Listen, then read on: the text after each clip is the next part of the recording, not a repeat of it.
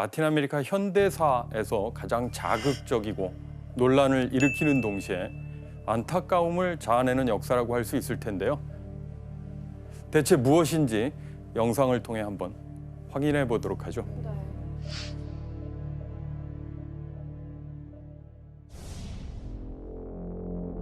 필라델피아. 필라델피아.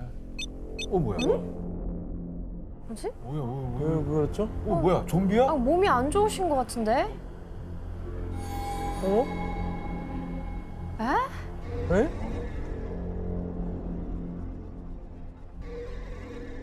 이게 뭐예요? 뭐 아픈 거 아니에요? 퍼포먼스인가? 퍼포먼스. 실제로 에? 진짜 심각하다. 왜 저렇게 멈춰 있죠? 이거는 좀 뭐야? 남낭 특집이야? 뭐야? 에?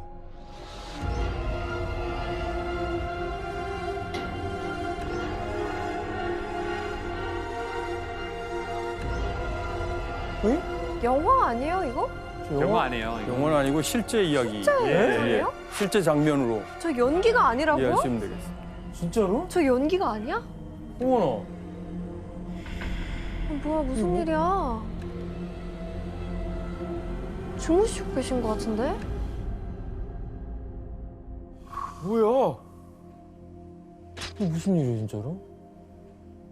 뭔가 후유증 같은 느낌인데? 금병이나 뭐. 아니 근데 그 병이 있으면 보통 집에 있잖아요. 근데 갑자기 길 가다가 멈춰서 저렇게 아니 그러니까 누워 있는 게 아니라 맞아요. 서 있는 게 이해가 아니 저 안 가네요. 정도면은 거리를 다니면 안 되는 상태 같은데 제가 맞아요. 볼 때. 그렇죠. 예. 병원에 있을 법한 분들이 지금 길거리를 행보하고 있는 거잖아요. 네, 매우 심각한 상태인 듯 보이는데요. 마치 좀비 영화에서나 볼 법한 맞아요. 장면이 도심 한복판에서 벌어지고 있는 셈인데 사실 이 사람들에게는 공통점이 있다고 합니다.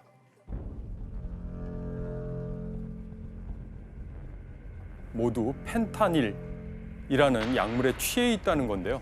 아 마약이에요? 아 좀 처음 들어보는데. 나도.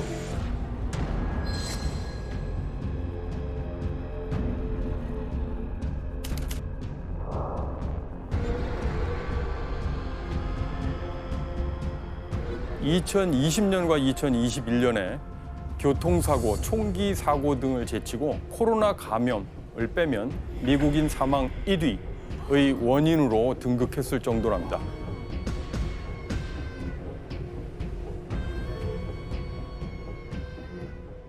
사실 미국은 20세기 초 이래로 아편, 마리화나, 헤로인, 코카인과 같은 마약에 침식당하고 있다고 해도 과언이 아닌데요.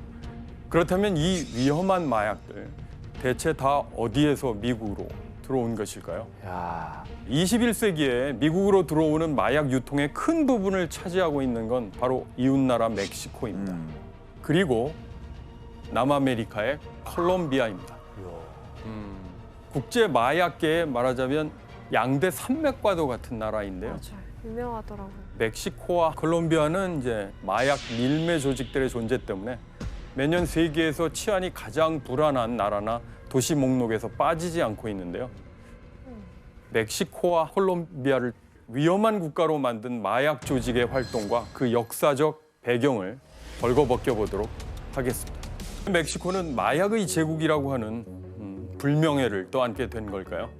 그 인연을 좀 들여다보도록 하겠습니다. 시간을 거슬러 19세기 후반에 멕시코의 시날로아라는 서쪽에 있는 지역에 태평양을 건너서 중국인들이 이주하게 되는데요. 이 시기 중국인들은 어떻게 멕시코에 오게 된 걸까요? 뭐 노동하러 간 거 아닐까요? 그렇죠. 일자리를 일종의 찾아서 세계적인 지역 간의 이동의 결과였다고 볼 수 있는데요. 중국인들은 19세기 후반, 그러니까 이른 세계화 시대에 태평양을 건너 미국 캘리포니아에서부터 멕시코의 서부 해안지대, 페루의 친차섬까지 이렇게 여러 곳으로 이주했고요. 철도 건설에 투입되고 농업 노동자로 활동하게 됐거든요.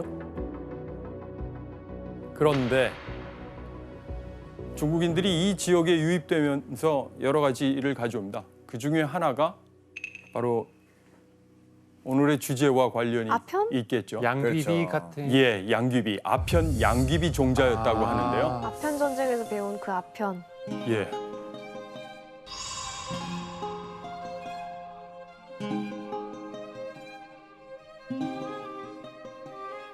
오늘날 멕시코 마약의 역사는 중국인들이 가져온 아편 양귀비 종자에서 시작됐다고 할 수 있습니다. 이렇게 멕시코에서 19세기 말부터 아편이나 마리화나가 재배됐는데요. 그러면서 이런 노래 가사까지 나올 정도였다고 합니다. 크리스티안 씨, 네. 네, 라쿠칼라차 노래 잘 알고 계시죠? 그럼요. 예. 혹시 앞부분만 살짝 너무 잘 들려주실래요? La cucaracha ya no puede caminar porque no tiene, porque le falta marihuana que fuma. fumar. 예. 마리화나. 마리화나 예, 가사에 마리화나라는 단어가 들어가 있어요. 마리화나 이제 피우는 거. 라쿠칼라차라고 하는 게 번역을 하면 바퀴벌레라는 예, 바퀴벌레죠. 바퀴벌레가 피울 마리화나가 없어서 걸어갈 수가 없다. 걸을 수가 없다. 이렇게. 와 이거를 어렸을 때 그렇게 신나게 불렀던 거야? 아니, 제가 그러니까 멜로디는 되게 익숙한데 가사를 처음 들었어요. 1910년대에 멕시코에서 벌어졌던 큰 혁명과 관련이 깊습니다. 근데 이 유명한 노래에도 나올 정도로 멕시코에선 아편이나 마리화나의 복용이 적지 않았다는 것이죠. 게다가 당시는 미국과 멕시코 간 두 나라의 국경 간 이동 제한이 매우 느슨한 편이어서 이 마약들은 미국으로도 흘러들었다고 볼 수 있습니다. 멕시코의 서북부 지역이랄까요? 또는 중북부 지역이 굉장히 중요한 지역으로서 1970년대 초부터 생아편, 마리화나를 재배해서 판매하는 그런 핵심적인 지역이라고 볼 수 있습니다. 그러면서 본격적으로 국제적인 마약 밀거래업자가 된 것입니다. 처음에 그 체계는 매우 단순한 편이었다고 알려져 있습니다. 이를 판매하고 운송하는 구역을 가리켜 플라사라고 불렀는데요. 영어식으로는 플라자라고 할 수 예. 있죠. 플라사. 당시 플라사의 규모는 작은 마을이나 도시 정도였다고 합니다. 와. 그러다가 국경 도시 티후아나가 마약의 유입 경로로 자리 잡게 되고 멕시코에서 미국으로 유입되는 마리화나의 양은 1970년대 초만 하더라도 더 이상 두고 보기 어려운 수준에 이르렀다고 합니다. 하늘아 씨 당시에 그 미국 사람들이 저 그 마리화나를 얼마나 피운 거예요? 전체 마리화나 소비량의 50%에서 60%가 멕시코산이었고 마리화나를 그 사용하는 사람의 숫자는 150만 명을 넘었대요. 150만 명? 예, 엄청 많이 어마어마하네. 배웠죠. 엄청 많이 했네요. 예. 이 시기 마리화나가 미국에서 사회적 문제로 떠오른 데는 당시 젊은이들 사이에 크게 유행했던 문화가 큰 영향을 미쳤습니다. 뭐였을까요? 사진으로 확인해 볼까요? 아 히피 문화인가요? 히피네, 히피. 네. 사진 보니까 바로 히피라는 단어가 떠오르시는 모양인데요.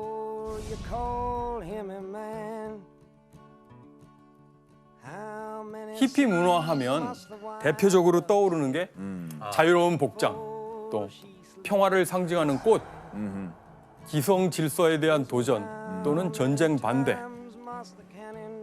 그리고 마리화나였습니다. 맞아요, 맞아요. 당시 젊은이들은 너도나도 마리화나를 많이 복용을 했는데요.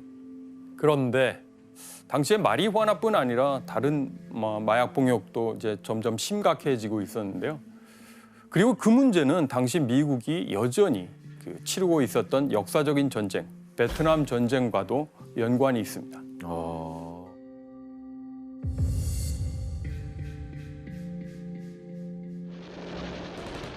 베트남 전쟁 당시에 전쟁터에서 여러 가지 부상을 통해서 굉장히 아프면 결국 그걸 참기 위해서 진통제를 이제 맞게 되겠죠. 그런 마약성 진통제에 익숙해져 있던 참전 군인들이 미국으로 돌아와서도 그 마약을 끊지 못했던 것이죠. 그래서 사회적인 문제가 커졌던 것인데요. A congressional report has estimated that 10 to 15% of American servicemen in Indochina are heroin addicts.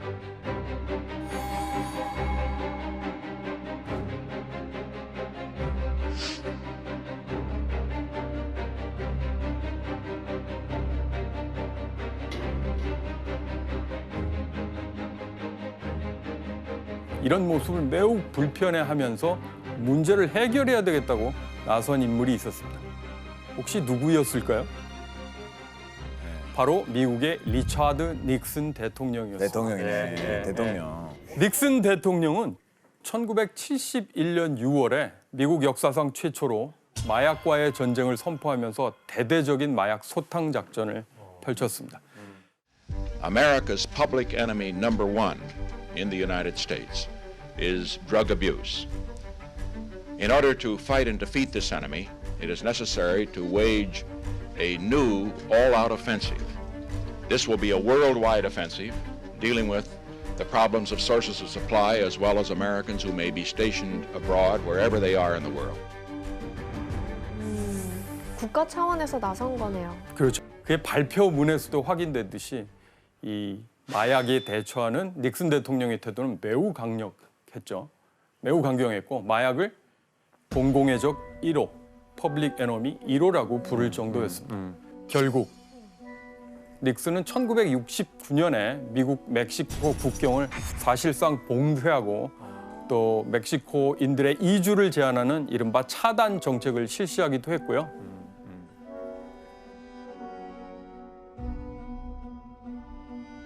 특히 마약 문제 해결을 위해서 1973년 7월에 이 조직을 창설하기도 했습니다.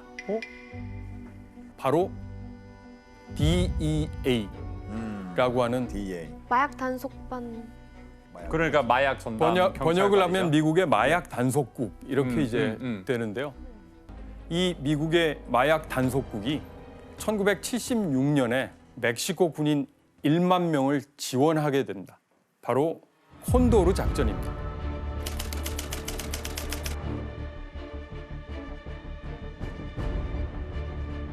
콘도르 작전을 통해서 미국의 DEA는 멕시코의 블랙호크 헬리콥터를 제공한다든가 해서 마리화나 초목에 제초제를 뿌리는 방식을 취한 것이었습니다. 그래서 이 작전으로 1977년 한 해만 하더라도 약 38제곱킬로미터에 달하는 마리화나 밭이 파괴됐다고 합니다.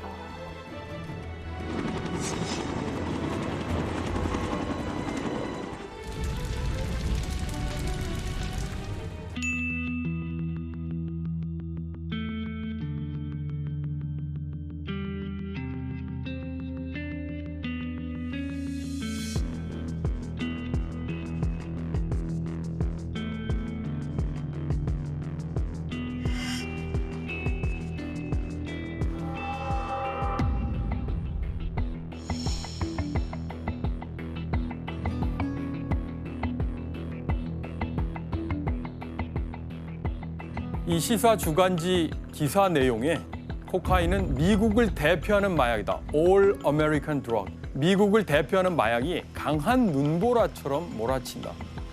코카인에게 붙은 일종의 별칭 같은 게 화이트 레이디라는 맞아요. 것이죠. 화이트 레이디 있죠. 네. 상황에서 한 가지 문제가 더 발생하게 됩니다. 코카인이 크랙이라는 형태로 아, 미국에 들어오면서 상황이 더 심각해진 건데요.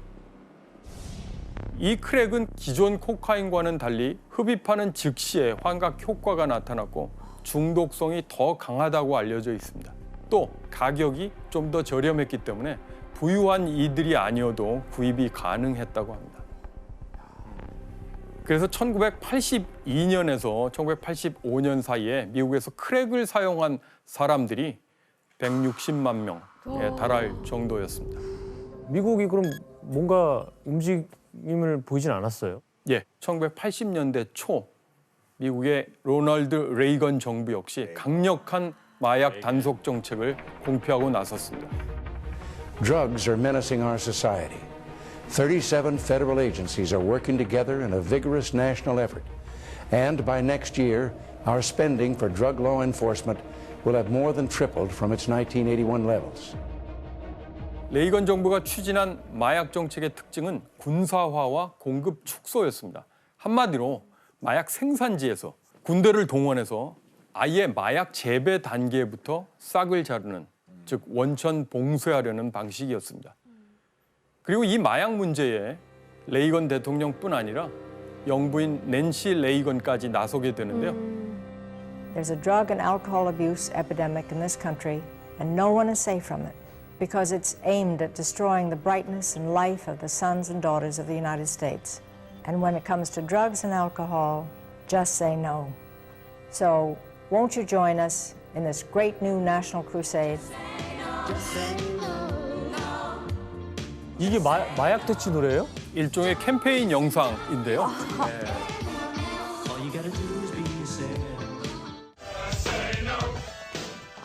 그 유명한 스포츠 스타인 것 같은데요. 아마 매직 존슨 모습.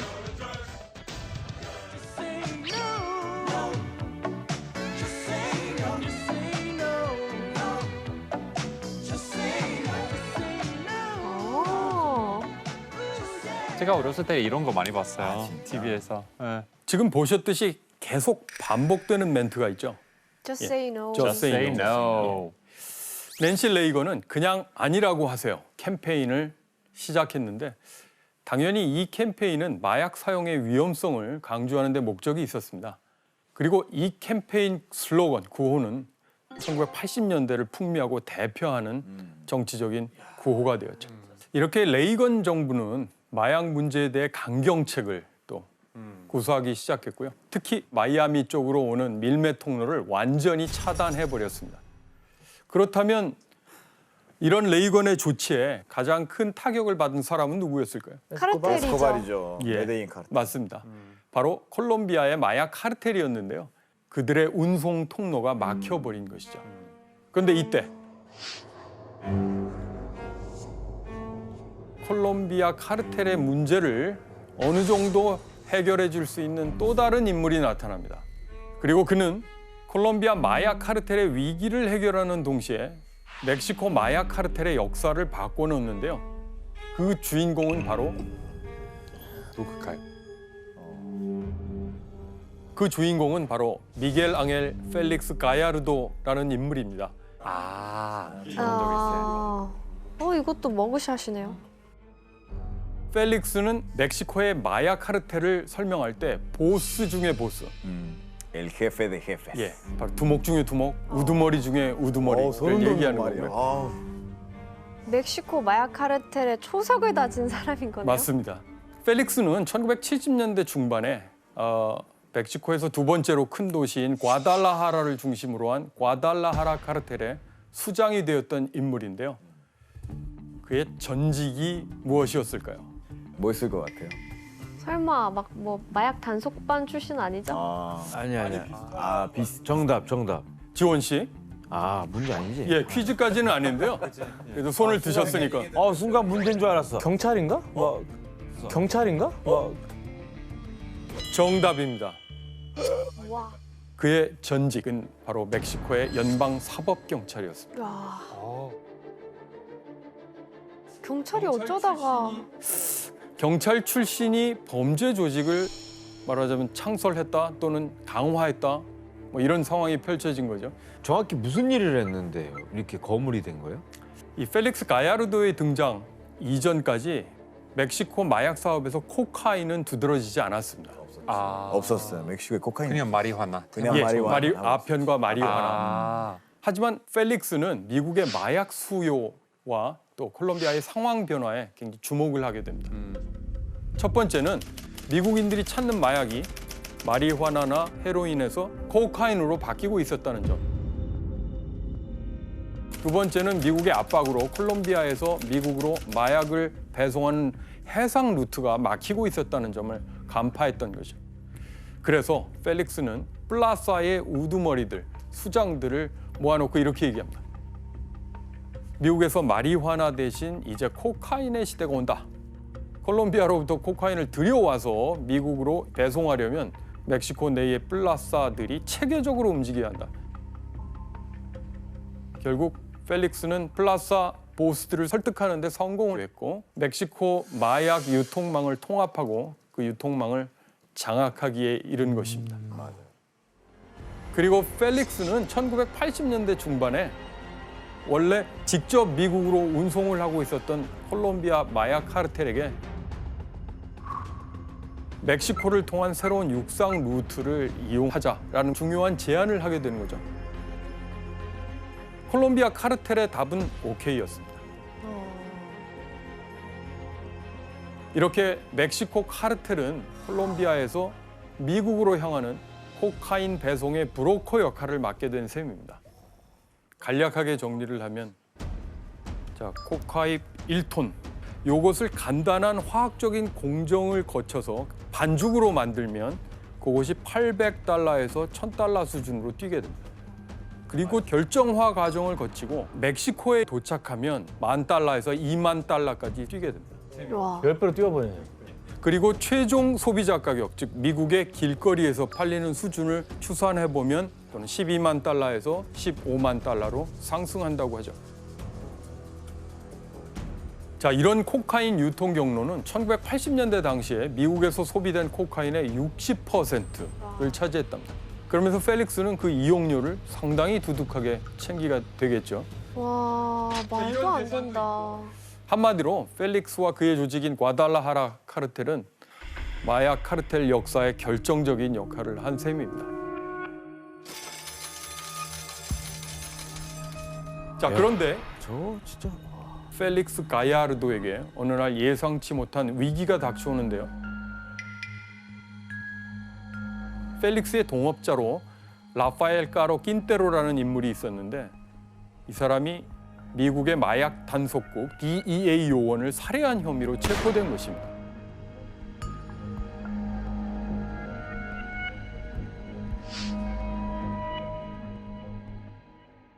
자, 이 사건은 이 낀테로라는 사람이 소유한 1,000헥타르 규모의 마리화나 농장을 멕시코 당국이 급습해서 불태워버린 사건에서 시작됐습니다. 당시 불태워버린 마리화나의 양은 약 1만 톤으로 추정이 되는데 1억 6천만 달러 상당으로 알려져 있습니다. 화가 솟구친 킨테로는 당시 위장 잠복 중이던 DEA 요원 엔리케 키키 카마레나를 납치했고 고문 끝에 잔인하게 살해했습니다.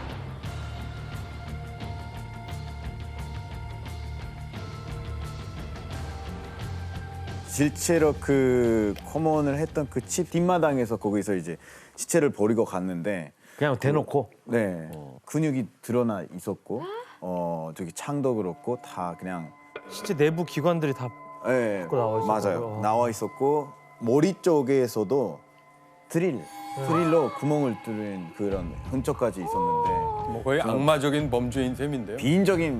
너무나 비인적인 방법으로 고문을 했었던 거죠. 예, 이 사실을 알게 된 미국 정부는 어떻게 대응했을까요? 명분이 생겼다 아닙니까? 명분. 그렇지, 뭐 가만히 있지 않아요. 이제 명분이 확실히 또 생겼. 기회이기도 한 셈이죠. 뿌리 뽑아야죠. 우선 레이건 대통령부터 나서서 이 사건에 대한 특별 담화문을 발표하는데요. Enrique Camarena Salazar, Special Agent of the Drug Enforcement Administration, was conducting an undercover investigation in Guadalajara, Mexico to smash a ring of drug traffickers. He was kidnapped, tortured brutally, and killed. In the crusade for a drug-free America, these heroes gave all that they had and all that they were. Let us do all that we can to honor their memory.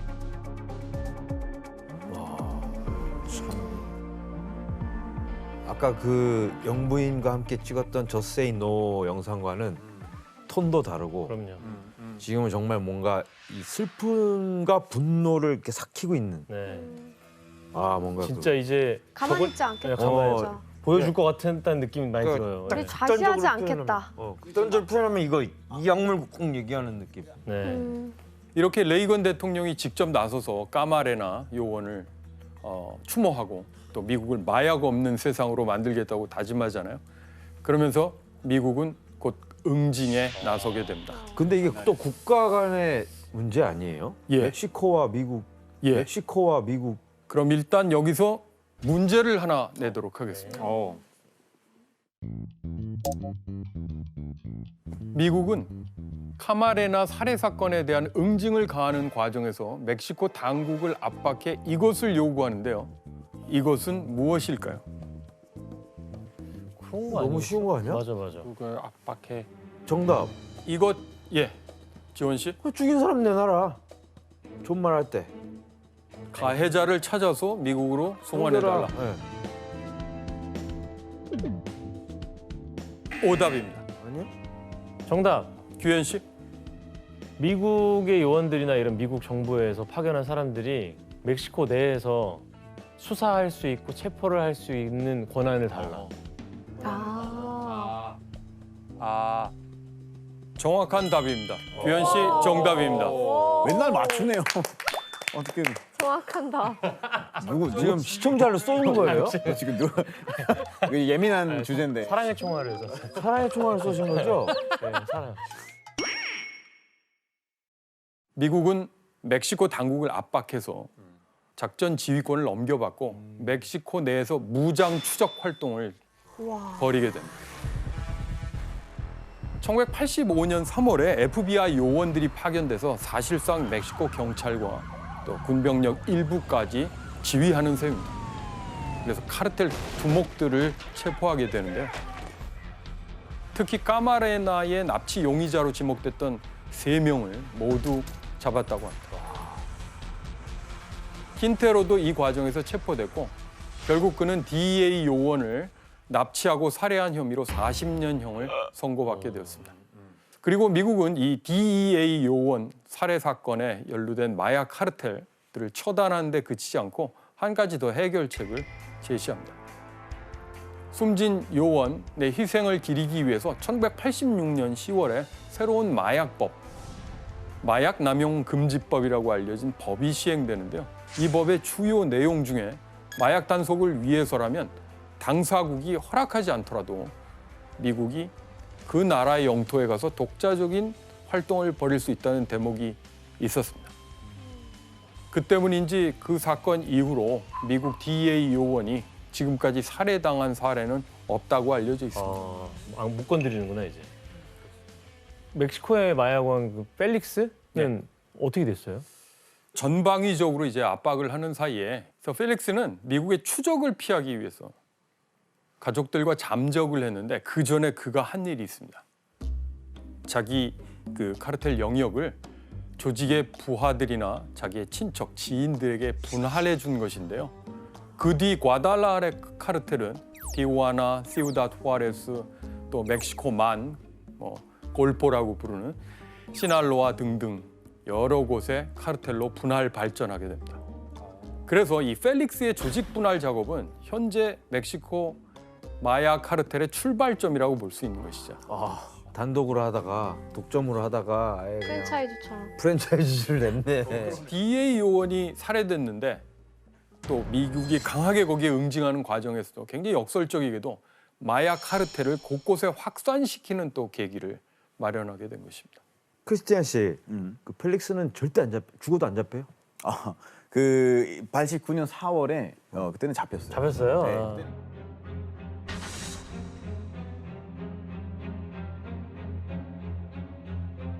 드디어 잡혔는데 그때는 이제 징역 40년 받았었어요.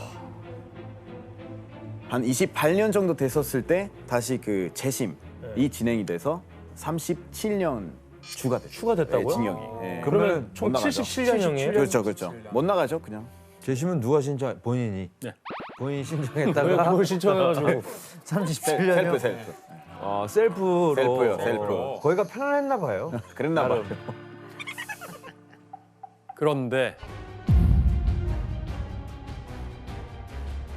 콜롬비아와는 달리 멕시코의 마약 카르텔들은 단일한 조직이라기보다는 여러 지역에 뿌리를 둔 느슨한 연합이라고 할까요? 거기에 이제 훨씬 가까웠던 거죠. 그래서 펠릭스 한 명이 사라진다고 해서 또 크게 타격을 받지는 않았던 거라고 볼 수 있습니다. 펠릭스의 카르텔 분할 과정에서 그야말로 역대급 마약 카르텔과 그 수장이 탄생하게 되는데요. 지금 꽤 오랜 기간 미국 수사기관의 지명수배 1순위이기도 했던 그 인물은 도대체 누구일까요? 또 뭐야? 또 누구야?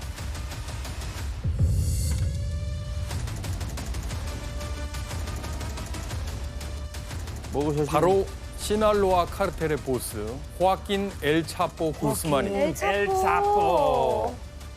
시날로아는 멕시코 마약 카르텔의 요람과 같은 곳입니다. 펠릭스 가야르도의 고향이기도 했고요. 여기 이제 시날로아 그 아주 오랫동안 그 마약 생산 또 배송의 요람이라고 볼 수 있고요. 카르텔의 요람이라고 볼 수 있습니다. 그다음 치와와 두랑고. 자, 그래서 이 셋을 가리켜서 멕시코의 골든 트라이앵글인 셈입니다. 여기로부터 국경지대까지 바로 이제 마약 생산과 운송의 중요한 루트가 되는데요. 미국으로 밀매되는 마약의 65%가 바로 이 시날로아 카르텔을 통해서 유통된다고 추정되었습니다. 끝이 없네, 끝이 없네. 이 막강한 카르텔의 수장이 호아킨 엘차포 구스만이었던 것이죠. 구스만이 그 펠릭스의 뒤를 이어서 이 카르텔을 발전시키고 있는 것 같은데 어떤 방식으로 이 시날로아 카르텔을 발전시킨 건가요? 예, 그가 했던 일은 육상 운송 루트를 새로운 방법으로 업그레이드 시켰다고 볼 수 있습니다. 바로 지하 터널을 만들어서 활용하는 방식이었고요. 땅으로 다녔다. 땅을 팠다고? 이런 식으로 지하 터널을 만들어서 이전보다 많은 양을 빠른 시간 내에 유통시킬 수 있었는데요. 아, 철로도 있네요. 되게 깔끔하게 놨네요. 깔끔하네요. 조명까지 있으니까 되게 잘 되어있는 것 같은데요. 아니, 잘 줘놨네. 저거를 짓는 동안 모른다고? 아무도 모르는 위치에서부터 시작해서 그 이제 아무도 모르는 위치에서 끝나는 거죠. 맞아요. 이 유통의 스케일이 남다르다는 생각이 드네요. 네, 정확한 표현이셨고요. 마약이 오고 가는 터널은 주로 멕시코와 미국 국경 사이에 집과 창고를 사서 지하를 뚫었다고 합니다. 멕시코의 티후아나에서 미국 샌디에고의 오타이 메사라고 하는 창고 구역까지 연결된 터널입니다. 그 길이가 730m였다고 하고요. 이렇게 구스만이 뚫어놓은 터널들은 최근까지도 곳곳에서 발견되고 있다고 합니다. 그러면 그렇게 해서 이송을 해서 이제 미국에 도착한 마약들은 뭐 또 그럼 그걸 유통해 줄 수 있는 사람이 또 있을 거 아니에요? 예, 현재로 보면 멕시코 마약 카르텔들은 밀수 업무를 담당하는 전문 인력들을 육성하면서 미리 확보하고 미국 내의 유통을 담당시키기 위해서 큰 도시, 예를 들어 로스앤젤레스, 댈러스, 시카고, 애틀란타 등의 거점을 두고 직접 유통을 해서 결국 수익을 높이는 방식이죠. 예, 그러고 있다고 합니다. 그런데 이렇게 구스만이 은밀하게 자신의 마약 제국을 넓혀가면서 엄청난 부를 쌓고 있는 와중에 마약 카르텔의 존재를 멕시코 국민들에게 확연히 드러낸 충격적인 사건이 하나 벌어집니다.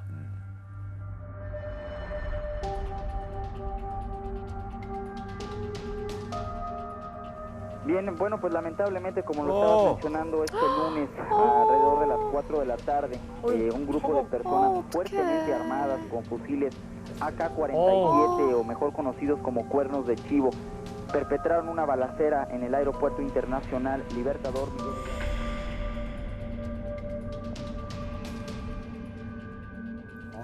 아, 미쳤네. 사건의 내막은 이렇습니다. 구스만이 시날로아 카르텔의 그 두목이었다고 말씀드렸는데 그 시날로아 카르텔과 경쟁 관계에 있던 티후아나 카르텔 쪽 사람들이 구스만이 과달라하라 공항에 도착했을 때 거기에서 이제 비행기에 탑승할 거라고 하는 정보를 입수하게 돼요.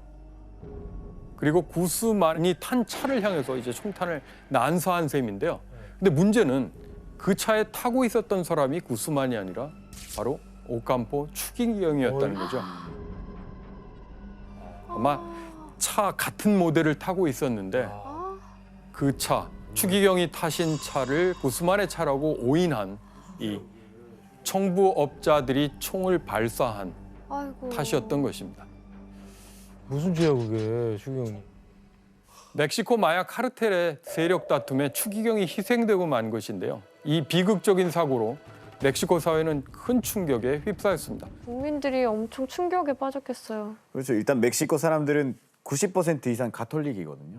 그러니까 실제로 그 카르텔에 있는 사람들 중에 아침마다 이렇게 해가지고 아멘 가톨릭 사람 너무 많아요. 멕시코에서. 그래서 추기경이 죽었다는 거에 대한 사실 더 충격적이었죠. 당시 이 사건을 단순한 사고사가 아니다, 암살이다 이렇게 보는 사람들도 적지 않았습니다.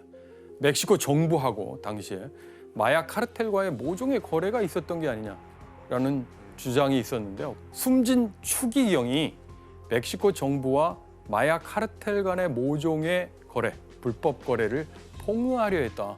이런 얘기가 돌았었거든요. 예, 하지만 이 사건의 진실에 대해서 명확하게 밝혀진 바는 없습니다. 그렇지만 이 사건으로 구스만은 수배됐고요.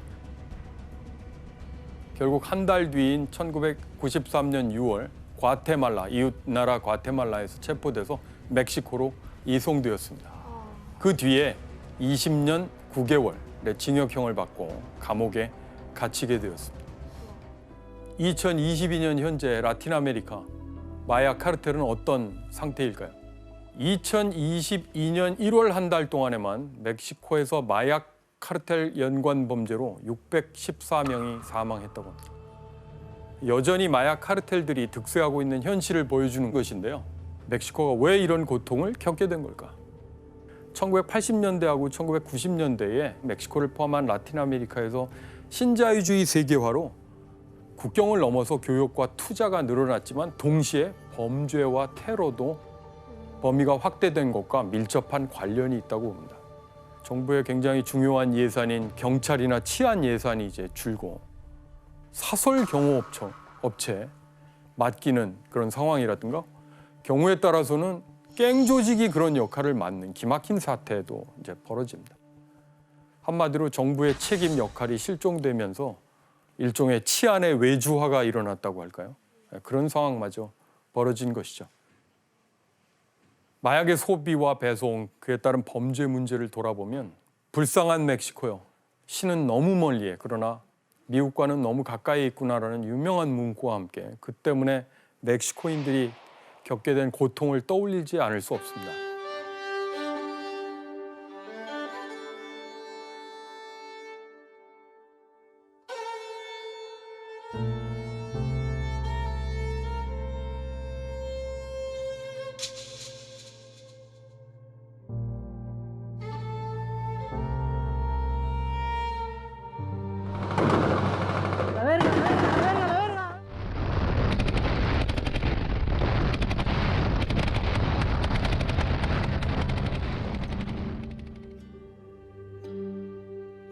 과연 안전하고 건강한 국민의 삶을 위해서 국가의 공적인 책임 범위가 어디까지여야 하는지,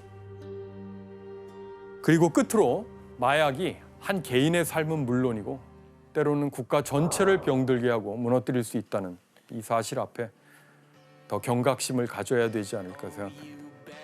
우리 멕시코 사람들도 그렇고 우리 해외에 있는 사람들도 그렇고 조금 건강한 생활에 좀 집중을 했었으면 하는 마음이 생겼어요.